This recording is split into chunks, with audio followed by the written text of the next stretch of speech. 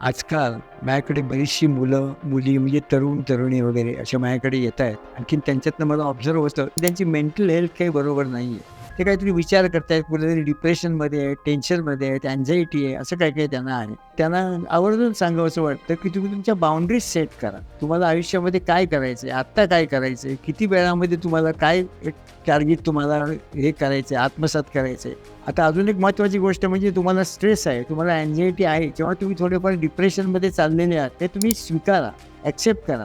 काही नाही, ठीक आहे म्हणून असं पुढे गेलात ना, तर त्यामध्ये तुम्ही अजून त्याच्यामध्ये खोल जात जा. तेव्हा तुम्ही जे स्वीकारलात त्याच्यावरती तुम्हाला आपोआप तुम्हीच विचार करून तुम्हाला त्याच्यावरचे उपाय सापडतात. आणि उपाय म्हणजे काय, म्हणजे तुम्हाला सेल्फ पॉझिटिव्ह टॉक केला पाहिजे.